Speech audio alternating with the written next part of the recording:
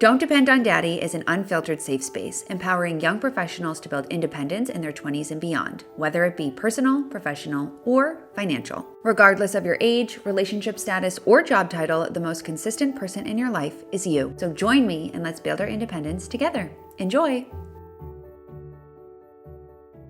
Hello, and welcome back to Don't Depend on Daddy, the podcast. My name's Michela. I am your host, and I am so excited for you to listen to today's episode. I am joined by my friend Christina, and we are talking about her concept of minimalist-ish, as well as her shopping journey, figuring out your wardrobe, all these fun things. I'm so excited. Before we get into a little bit more about her and what we cover in the episode, I'm going to very quickly run through all of my housekeeping. So as always, you can get $10 off the personal finance dashboard using the code podcast1. That's a podcast exclusive code. If you ever have any issues with it, just send me an email. The personal finance dashboard is my signature money management tool. I want you to think of it as your financial control center. So it is your one-stop shop for building out your budget, monitoring your net worth, setting and actually achieving your financial goals, keeping up with your financial routines, taking a financial snapshot. Everything you need to do is in there. It's basically a system to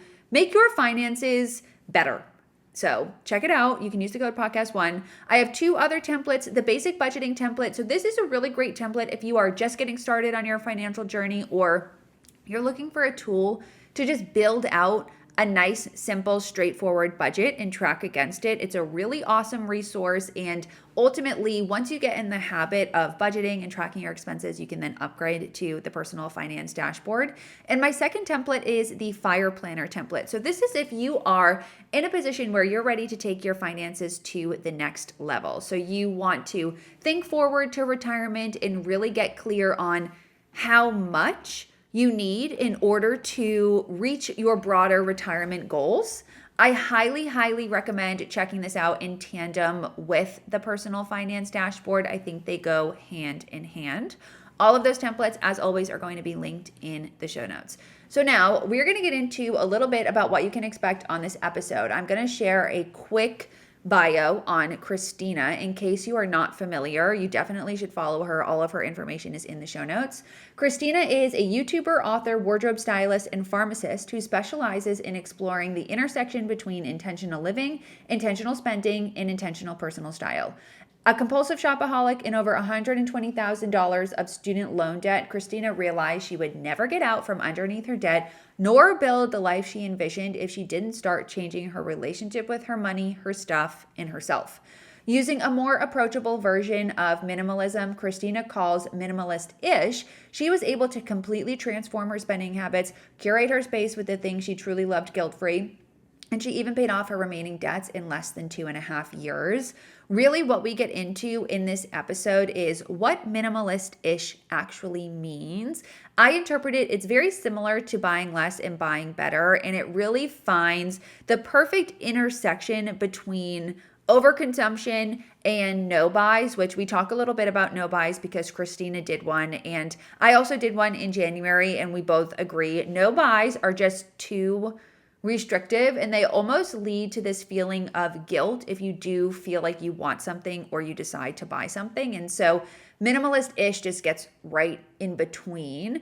We also really talked a lot about wardrobes and how to build out your wardrobe, how to declutter your wardrobe. She has a very specific process for that. How to find your style through wearing the clothes you have. We talk about outfit formulas. We talk about accessories and elevating your outfits and changing the way your outfits look through making small changes.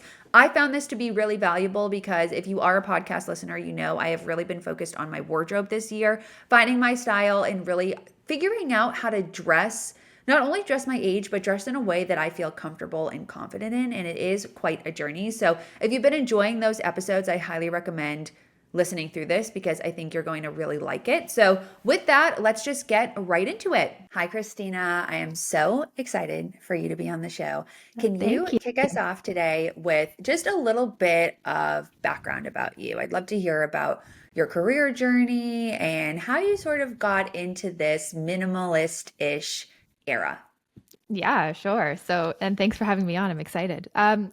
Yeah, I think my story is fairly, it's an interesting path. So, by profession, I am a pharmacist. And when I first got out of school, I and moved to a big city. I moved to Toronto from a small town, and it was exciting. It was like, oh, I have all these like cool places to go and these cool places to shop, and now I'm a city girl and all this stuff. And I suddenly had all this like free time after studying and like getting my license and all this stuff. And I'm just like, what do I do with my time? So I started posting like a style and fashion Instagram, and yeah, it was a lot of fun. But behind the scenes, the whole like Instagram versus reality kind of aspect is I was shopping. I found myself kind of shopping constantly in the name of like my Instagram channel. And, I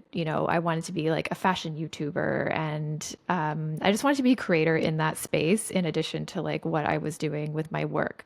So I found I was like shopping all of the time. I could never be photographed in like the same outfit twice. And from pharmacy school, I was also in a boatload of debt. So I was in about $120,000 of student loan debt that I couldn't really get out from underneath of because all of my disposable income, and like pharmacists make, decent money. I was making more money than I had ever made in my life. And I just realized I was broke. And one day, how do I want to tell this story? Yeah, it was kind of like this. I was projecting this image of myself online, but behind the scenes, I was stressing about money all of the time. I didn't know how I was going to pay for things. I just felt like really stuck and just felt really, really behind. And so one day I bought a pair of boots that cost more than my rent at the time. And I was like obsessed with them. I wanted them. But at the time I knew I couldn't afford them either. And in this kind of moment of like conscious self-sabotage, I put the boots back in the box. And slid them under my bed and put them away. And then so I kept them anyway, even though I knew I couldn't afford them or I shouldn't be buying them. And then I was like, okay, this something needs to change here. Because if I don't change, then I'm just gonna be stuck in this cycle forever. And that's when I just started sharing that kind of process online. So I sort of I posted a video of how to stop shopping and just sort of like spilled my guts about how I felt like I was a chronic and emotional overspender. I was in all this debt. I was portraying this image of myself that wasn't really real. And then and I started sharing that with my audience and taking them on a journey of paying off that debt and overcoming my shopping addiction, essentially. I love to hear stories like this because I feel like it's very relatable to a lot of people, especially in our current climate, where I do sincerely think that we have been conditioned to habitually shop and habitually want and need things that we don't need and that don't add any value. And there's a lot of shame that comes along with that, or a lot of shame that comes along with recognizing that maybe my current habits with shopping and my current relationship with spending isn't serving me. Yeah. And part of what I try to do, and I know what you try to do too, is sort of not talk about the shame, but tactically find ways to change behavior. And so Yes. I would imagine that through this experience, this is where your concept of minimalist-ish started or was born. So, Mhm. can you share a little bit about the process of the behavior change in really repairing your relationship with shopping and how this came to be? Yes, definitely. It was kind of I'll be honest, it was a very tumultuous relationship at the beginning because I started this journey, as you say, like from a place of shame and from a place of like deep rage and like disappointment in myself. Like I know better. I'm smarter than this. Like why am I letting my emotions and my wants and my impulses completely control everything about my life? So I was pretty pissed to begin with, honestly. And I feel like sometimes some of us almost need that like we don't learn unless we kind of hit this sort of rock bottom for ourselves. Like even though someone can tell you what you should be doing until you're blue in the face, but some of us just need to experience it. And that was that moment for me with the boots that I bought. And at the time, because I was so angry, uh I I just straight up Googled like how to stop shopping, and that's when I discovered the challenge that a lot of people are doing right now. That's quite popular and gained quite a bit of popularity. This was back in 2019, but I Googled how to stop shopping, and I discovered the no buy challenge. So the Yeah. no spend Yeah. challenges. So if you Yeah. haven't heard of a no buy, for those of you listening, it's essentially where you cut all non-essential spending from your budget. So you pretty much only spend on needs. So you're only spending on like food, gas, electricity, transportation, and everything else is you're saving. You stop buying clothes, you stop buying makeup, you stop going to restaurants. Like so, it's pretty much a cold turkey, short circuiting of your spending. And that's what I did at the beginning because I felt like I needed something. I just felt like I was in so deep that I just needed something extreme um, to kind of get me started. And I discovered at the time that there was like a whole community of people doing this. And through the no buy challenge is when I started to sort of almost just sort of even fall into minimalism. Like I feel like it's a very natural progression where if you're not shopping, it's like, okay, well, now I have to spend time with what I already own. I bought all this stuff. Like I don't even know what I have, right? So I started decluttering. I started kind of going through my closet to see like my main thing, my main I guess vice and thing that I overspent on was clothing. So I had a ton of clothes. I had a closet full of clothes, nothing to wear. I didn't know what I liked. I didn't know what my style was. So I just started going through it and getting rid of things. And I guess long story short, I almost took that a little bit too far too, where it almost became like, oh, I'm not minimalist enough. Or like I started realizing that, hey, I do kind of like I'm making great progress on my debt. I'm decluttering my stuff. But in the back of my mind, I'm like, oh, I kind of want to buy like a new top, or I want to like go for a coffee and get a latte or like get an avocado toast. But in the back of my mind, it was almost like, oh, you shouldn't be buying this. And so there was this sort of kind of dissonance and conflict that I was feeling where I was like, well, I actually do authentically like some of this stuff. So, but why do I feel like it's not okay to buy this? So that's where I started realizing that, like, okay, extreme overspending and overconsumption wasn't right for Yeah. me, and neither was extreme minimalism. And that's where I sort of landed on minimalist-ish, where it sort of gives you the freedom to spend where you see value authentically on the things that you love without putting yourself into a financial bind. And so it's essentially just not saying no to yourself all the time. It's finding what it is you value and spending money there um, in a way that feels good rather than on any end of the extreme. Yeah, yeah, I love it. And I love the word for it because I feel like it encompasses a lot of what I also share on my page, which is buying less, but buying better, and really Yeah. thinking about quality, ROI on a purchase. Is this something I'm even going to use? I feel like there's so many things for us to unpack with what you just shared. Where I Hmm. want to rewind to is this natural progression towards minimalism when you decide that you're going to stop buying something, because that's also, or buying things, because that's something that I experienced as well when I made the decision of like, okay, I have enough. And my catalyst, really what happened was a couple of years ago, I discovered that I don't have the clothes that I want to wear. And so I sort of swung on one pendulum of like, well, if I buy new things, then at least I'll have something different. I feel like this really happened during and post pandemic. And over the Hmm. last, I would say, year, I discovered like I've spent all of this money on clothes and I don't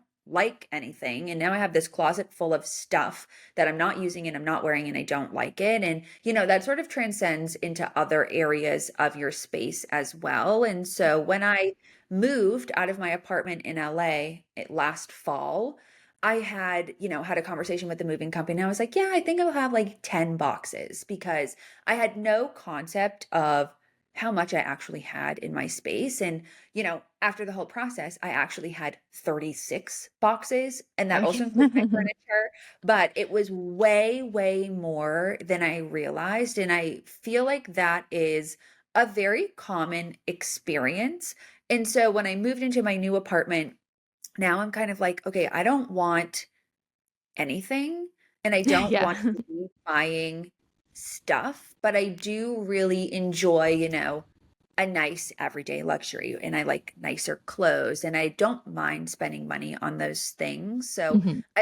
I love the way you put it of it a natural progression towards minimalism, but it's also not necessarily a sustainable thing. And so Yeah. I'm curious on your thoughts on the current no buy trend after experiencing a no buy, because I'm actually pretty anti no buy beyond, let's say you need to do like a 1 week no buy or a 2 week no buy to sort of reset Mhm. your budget or reset your spending. But I personally believe that extended no buys, the pendulum is swung too far.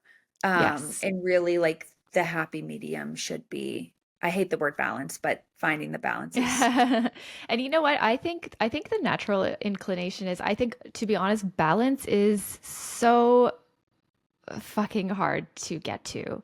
And I think we naturally feel like I think we as people and as humans, we want like a black and white answer. We want the straightforward answer. So it's like, okay, if I'm over consuming, then I better stop all consumption.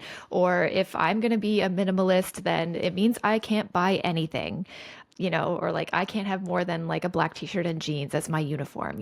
So I think we don't love the gray, we don't love the nuance, but that's honestly where you have to live. yeah, And I think no buy is, for some people, it can be a helpful tool to. I almost look at it as detoxing your system, like a dopamine detox, where you basically sort of abstain from the behavior that you feel like is impacting you negatively, just so you can see what your life is like without it.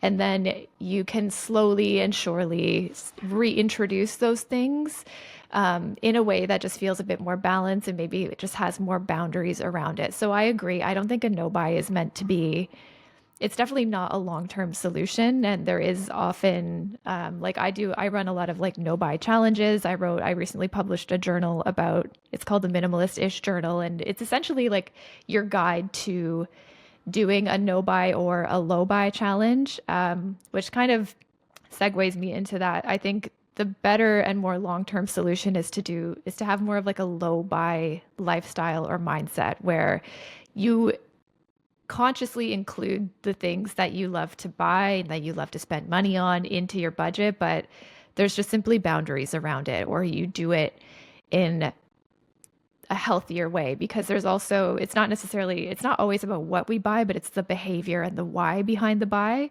And that's what the journal is really meant to unpack. And I think that's what low buy also helps you do. It helps you kind of like decide, am I buying this on impulse? Am I buying this with intent? Like, am I going shopping because I'm bored, or am I going shopping to, enjoy my Sunday afternoon, and I'm going to go to the thrift store with a friend and have like a memorable day? So there's different ways that you can, it's really about the behavior, I think, at the end of the day. absolutely. Yeah, I actually did a no, not a no buy, a no shopping by January, Yeah. because a big thing, and I kind of want to get into this with you a little bit because I feel like you have a lot to share. A big thing for me as I'm in my late 20s and approaching 30, I'm turning 30 in July, is I feel like I need to find my style that's like Hmm. appropriate for my age, which, I even hate to say that, but it's very real. As you move throughout your 20s, your style definitely changes, and how you dress yourself changes, and how you want to present yourself changes. And so throughout my journey of like buying clothes and rounding out my wardrobe, I kind of realized when I moved and when I started challenging myself to wear the clothes that I had in my closet, that the wardrobe that I had was really occasion based and not Hmm. really functional for my day to day life, right? Like I have athletic clothes and I have clothes to wear to dinner, but I'm not going into an office every day. And historically, I'm wearing, workout clothes or sweat sets on a day-to-day basis. So I don't have, or didn't, I'm working on building it out, like a daily wear wardrobe. And I feel like that's a very common experience. So let's say someone like me or like you is trying to stop buying clothes, and we're going to use clothes as the example in this Sure. episode, but it can apply to everything. Yeah. Is trying to stop buying clothes. What would be the very first thing that you tell them to do?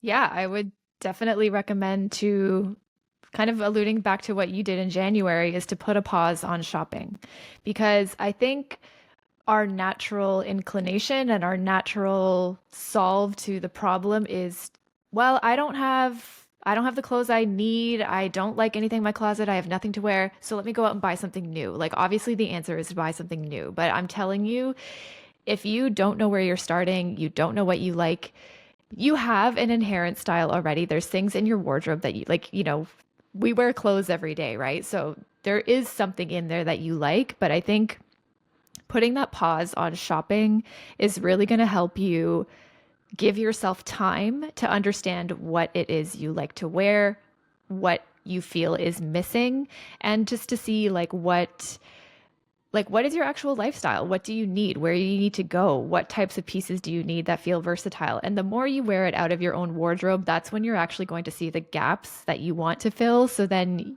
once it is time to go shopping, it's like, okay, now I know I need like a black leather belt, or I have a lot of sneakers and I want something more elevated. Maybe I'm going to grab a loafer or a ballet flat or something like that. It's like really spending that time. I think when we're bringing in something new all the time, like it just muddies up the waters. It creates more confusion than you think. And even though we think it's the solve, it's really going to take you even for in my experience, like working with my community and I've also styled some clients that need like that have the same issue that you're talking about, and it's like you have to give yourself the time, um, and just bringing in new stuff is just going to cause way more problems than it solves. I guarantee you.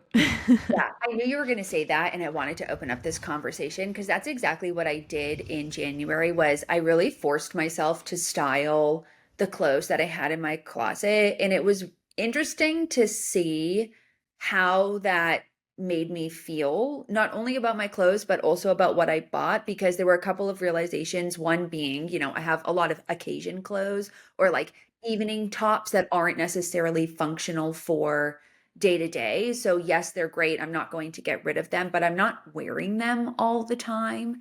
And the other thing that it helped me realize was, well, the second thing, what am I reaching for on the daily? And what do I Yeah. actually want to be wearing that's comfortable?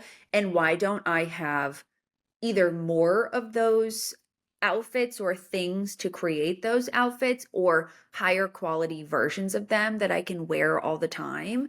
And Yeah. then the third thing was those gaps. Exactly. That's literally exactly what it helped me figure out is like, okay, I have a couple of pairs of jeans that I'm reaching for all the time, and I have two white t-shirts or one white long sleeve. Like, I got to have another top to mix in that I wear regularly. Or, I have three or four sweaters, and I live in a place where we have 5 months of winter. So maybe I need a couple of Same more girl. sweaters or a couple more winter wearables that make sense. And Hmm.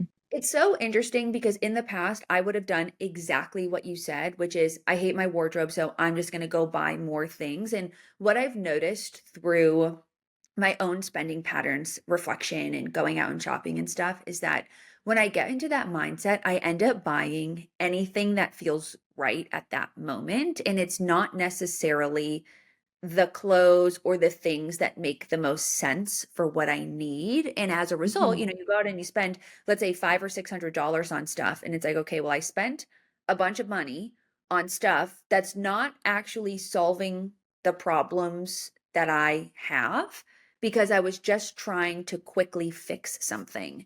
And I Yeah. think if I've learned anything, it's that a wardrobe and paring your wardrobe down and building out a wardrobe that you actually wear and like, and that's, thoughtfully curated, is a very long, arduous journey. And it's not Mhm. something that you can just solve on a Saturday afternoon. Um, Absolutely.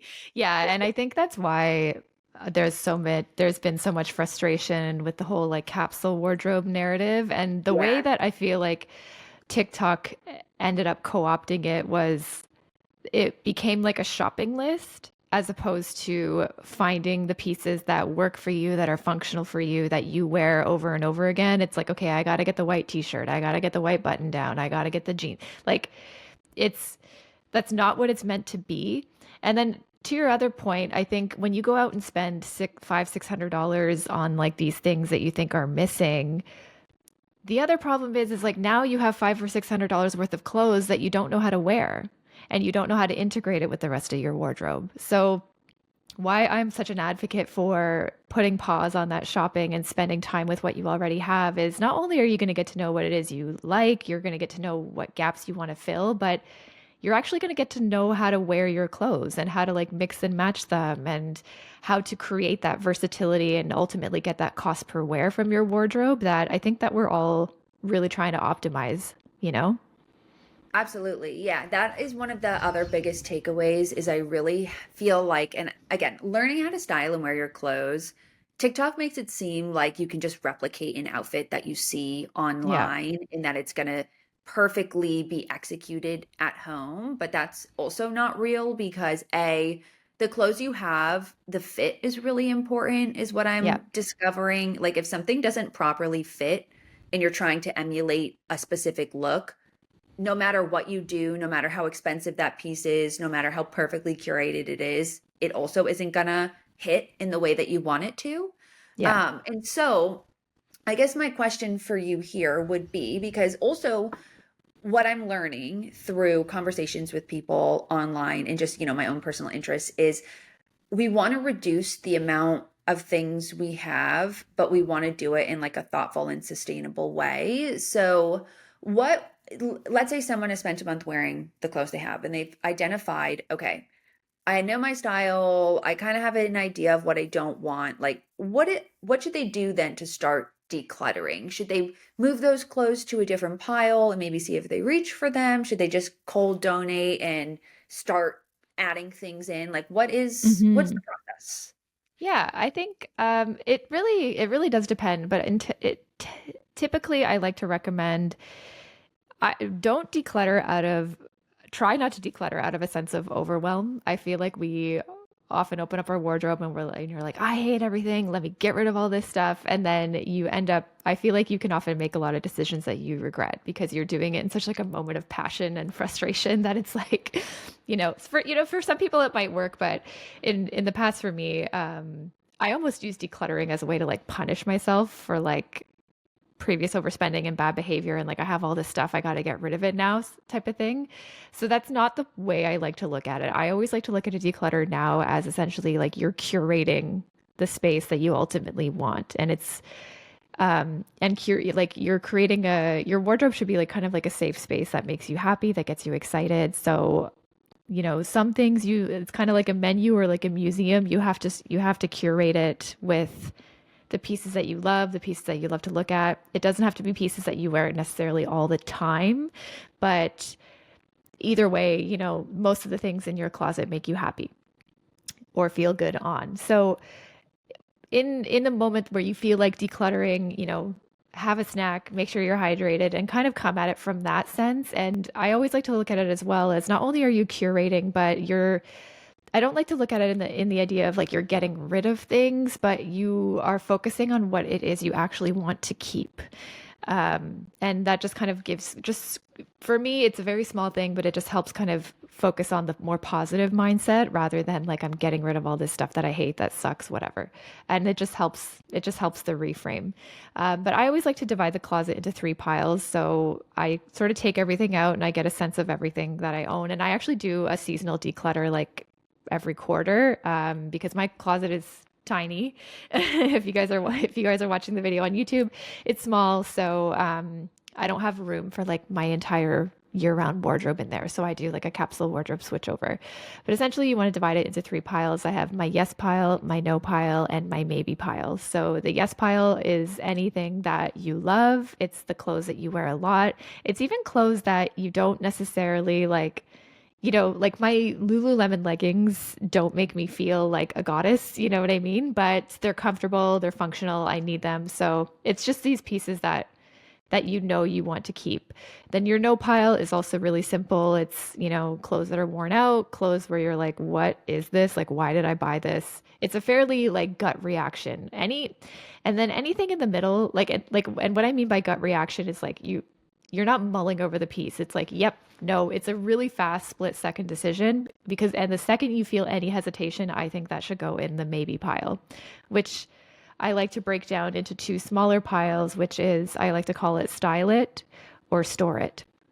So as you kind of mentioned earlier, if it's a piece that you're like, yeah, I'm not sure, I kind of like it, or I spent a lot of money on it, or my weight fluctuates, so maybe I need to have this as a backup, you know, but I'm not wearing it right now, then just store it away.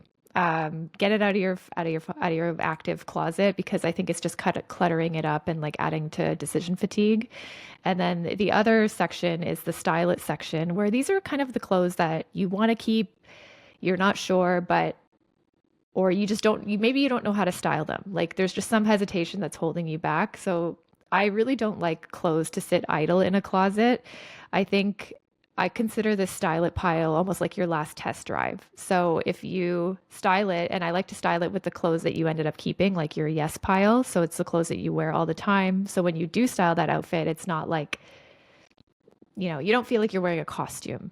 Um, and I love that pile. I think it's the funnest pile because it's almost like it has the most potential even.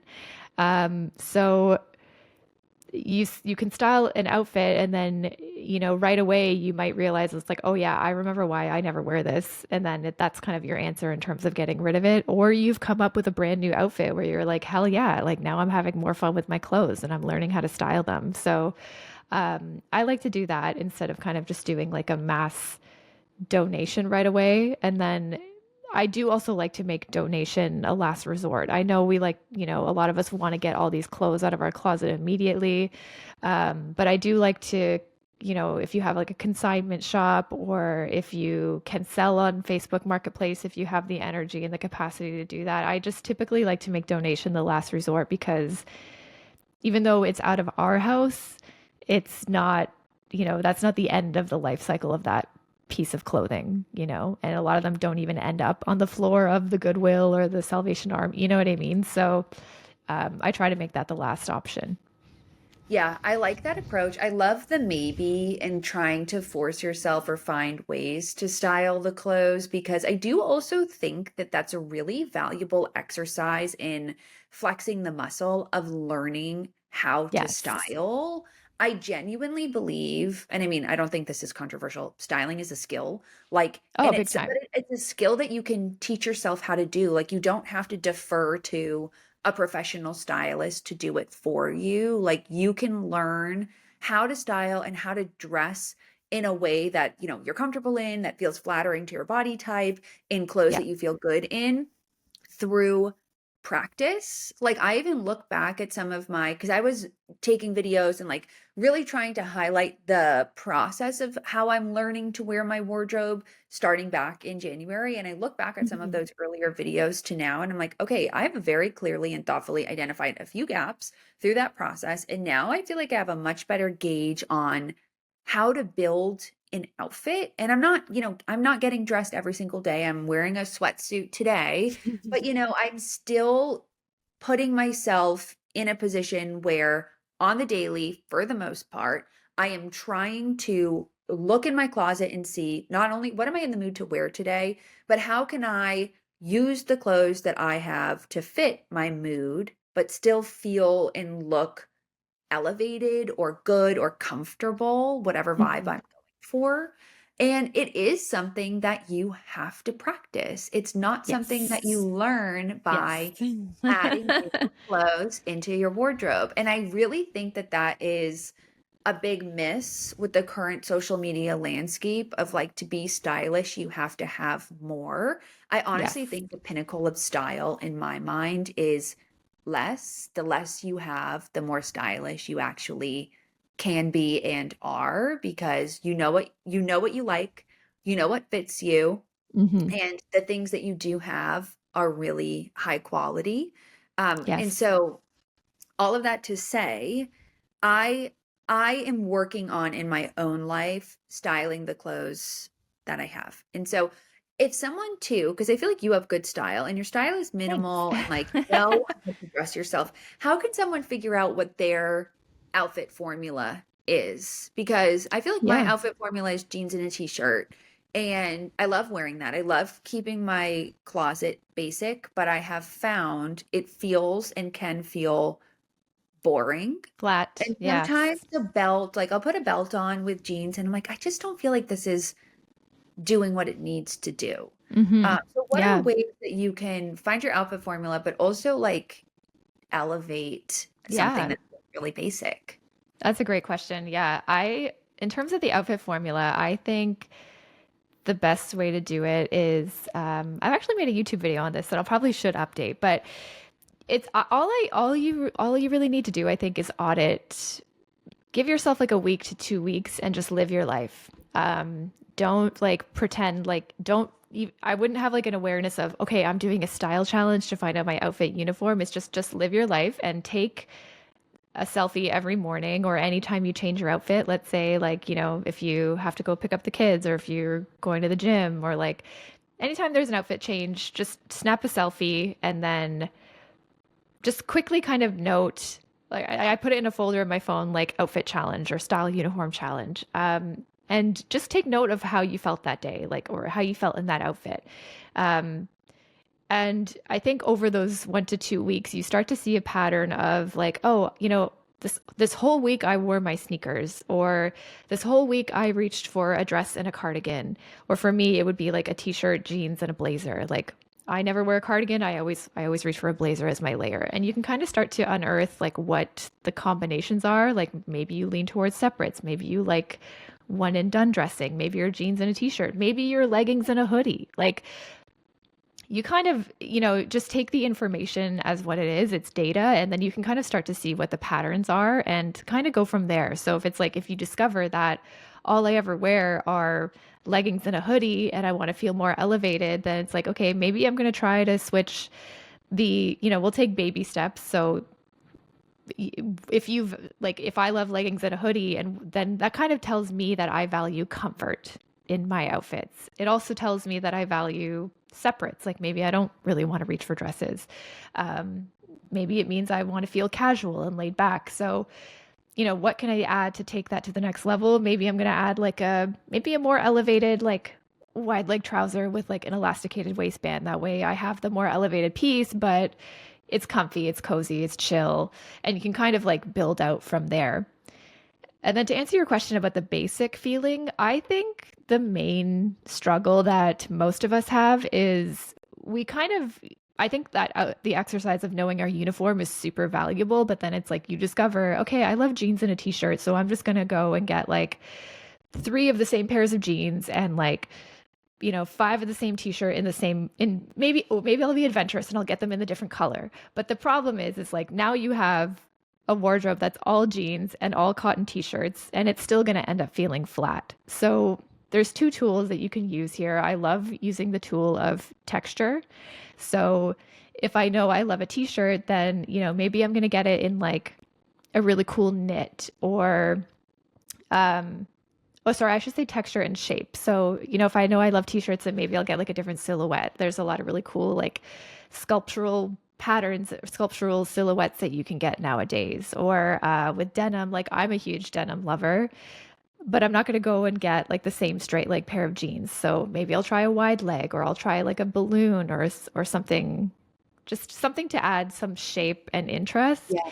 And I also just love adding accessories. So like necklaces, bracelets, hats, sunglasses, bags. I feel like that really, especially if you do want the more, like if you lean more basic and maybe more flat, kind of classic materials like wool, cotton, that type of thing, denim, then that's where you can really like add a lot of your personality, add a lot of that depth and texture and sort of breadth to your outfit, and really just add that's kind of like touch of you.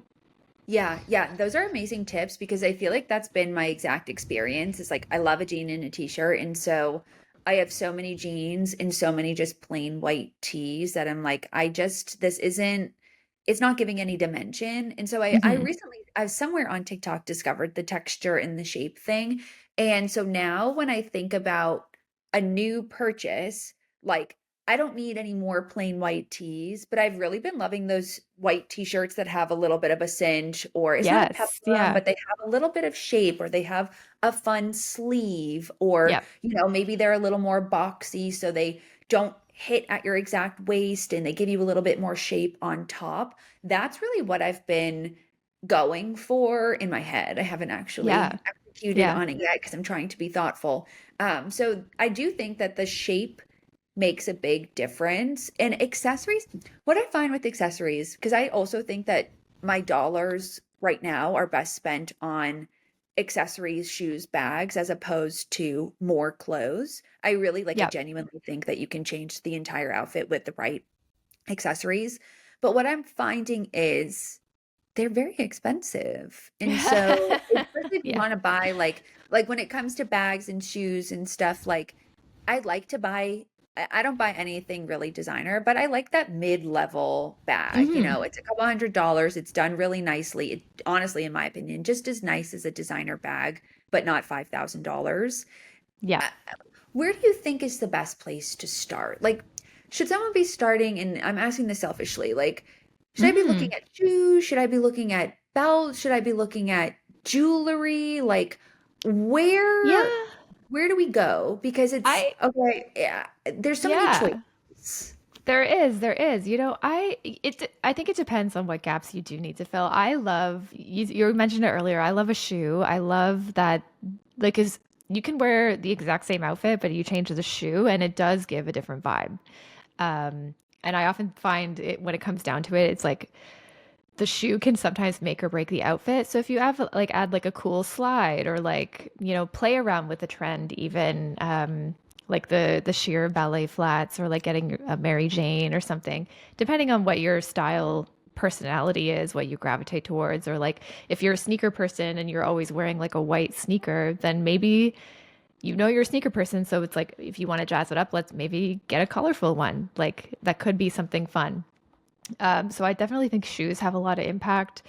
I love a bag too, but I know there's some going to be some objections there because it's like, well, I can't wear that all day. Like the bag it is part of the Yeah, outfit, but it's not, you know? it's a good point. Um, and so in that case, I do also love jewelry. I like to layer it and stack it. And it doesn't have to be expensive. I think, thrifting jewelry and finding, or like flea markets and stuff like that, you can find some really great things. And it's like, it's really, I think, about layering at that point. So you can either find like one really cool statement piece, but I always like to layer a bunch of different ones together or like play with different weights and different shapes. And then that can also create an interesting look.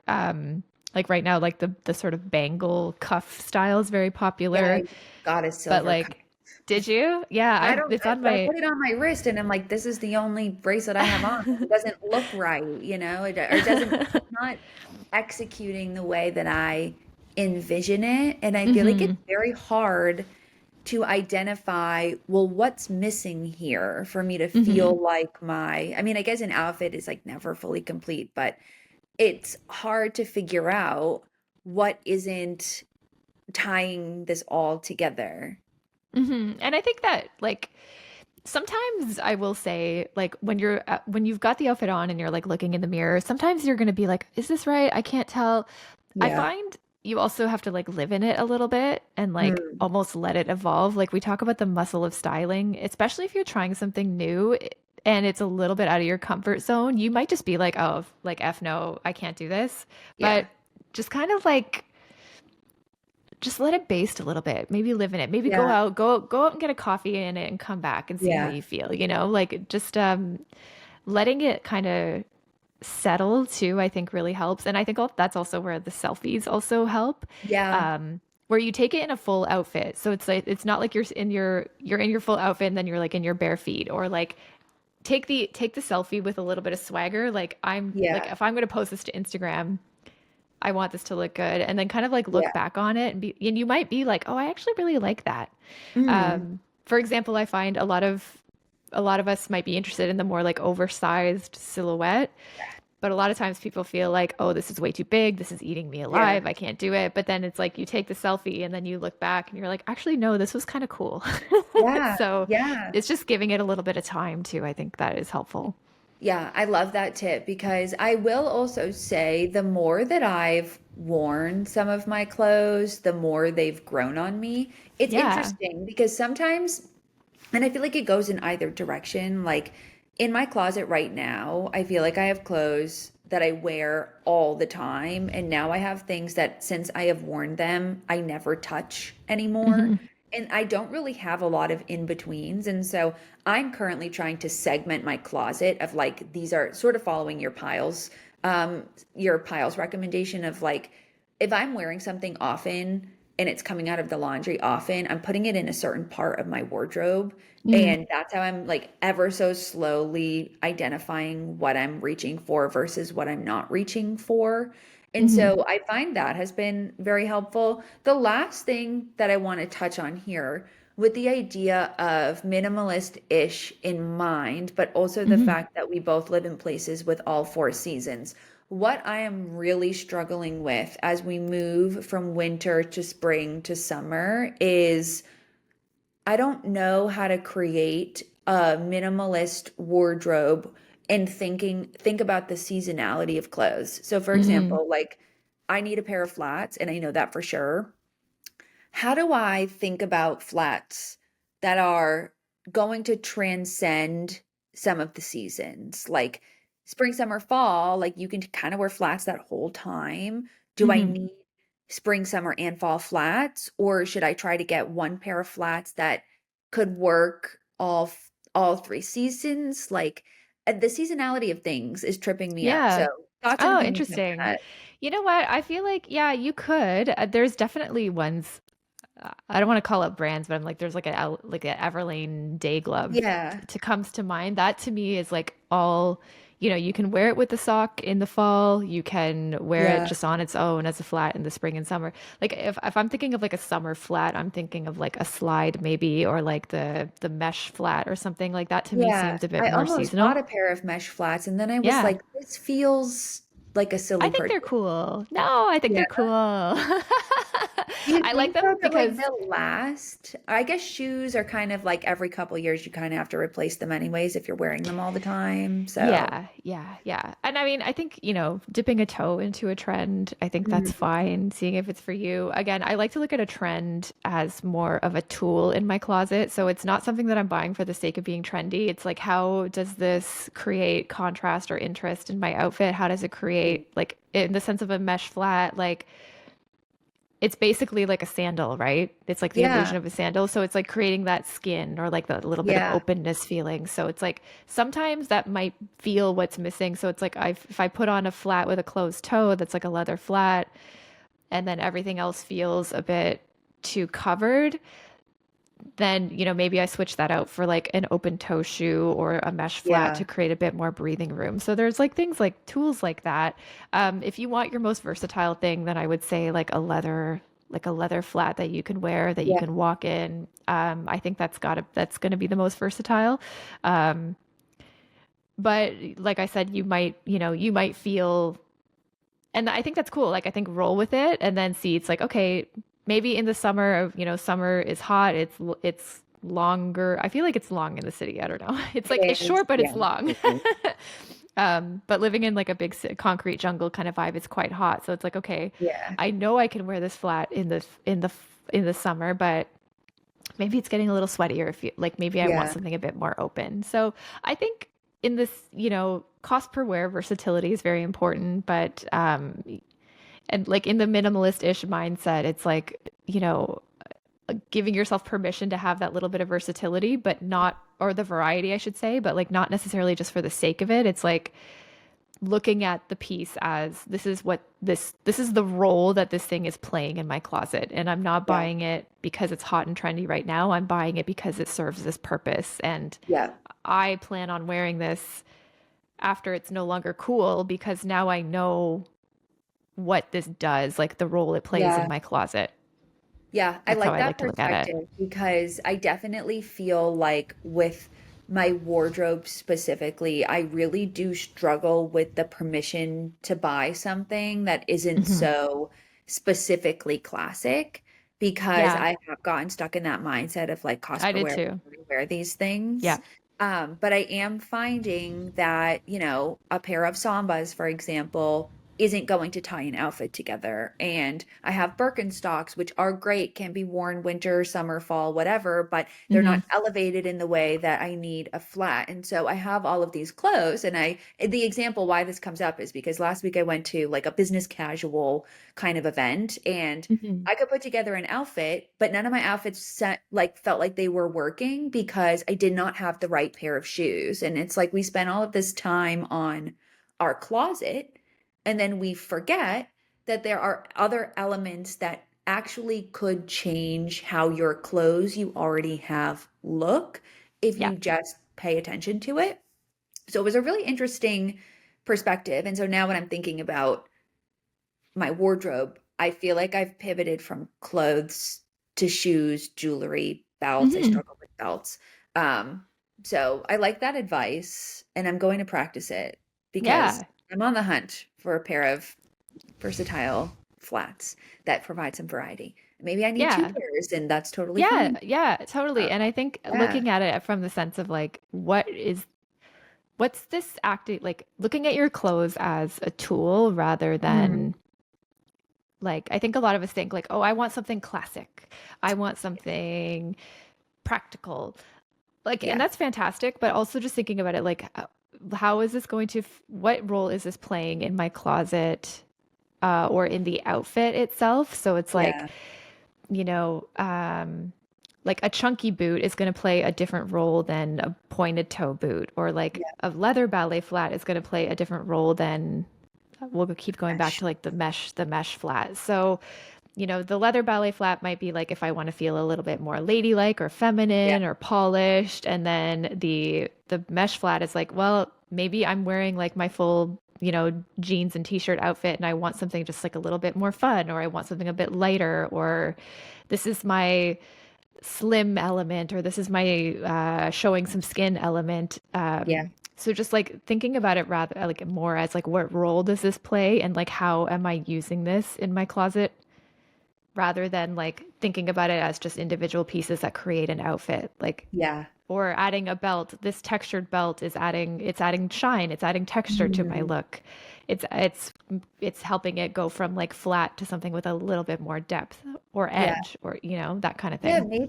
maybe my formula is because I have a lot of very basic clothes. Maybe my accessories are the ones that need to have the edge. And I feel Hmm. like I've gotten into this mindset of everything needs to be classic, but that's how Yes, outfits fall flat. You it actually need is. to have like I need to get like a textured brown belt or something, like something with a little energy to it. Because I do feel Yeah. like that's actually what's going to make the difference. So this was a little bit of an unlock for Oh me my which I God, there you appreciate. go. There Now you I'm go. And inspired to like, go try all my clothes on again. yay. Yeah. And like, that's not to say nothing wrong with being classic, but you can definitely have some fun and just think about it as like, what Yeah, role is this item playing? Yeah. absolutely. Okay, love this. I want to have you back on because I feel like I have a lot of other Yeah. questions for you. You have a lot of really interesting insight, not only from the minimalist-ish perspective, but also like you have a business, you work part-time. Like I just think your Hmm. career journey also could be fascinating for us to get into. So we'll have Sure. to have you back. But can you let everybody know? I'll make sure all of this is in the show notes, but let Hmm. everyone know where they can find you if they're interested in this minimalist-ish journey. Yeah, absolutely. So you can find me on YouTube, TikTok, and Instagram at Christina.Mychas, Mychas. You can find me on my website at minimalistish.com.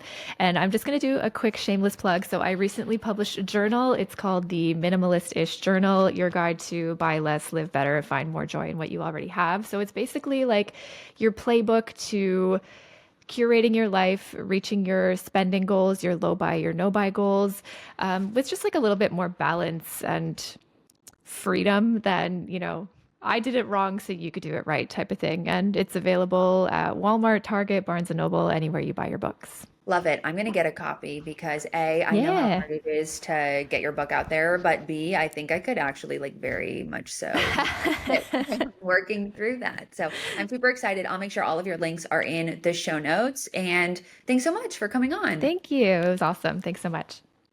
Thanks so much for listening. If you enjoyed this episode, please make sure to leave me a review. Make sure to follow me on Spotify and Apple Podcasts, wherever you listen. And if you're watching this on YouTube, don't forget to like and subscribe. I'll see you next week.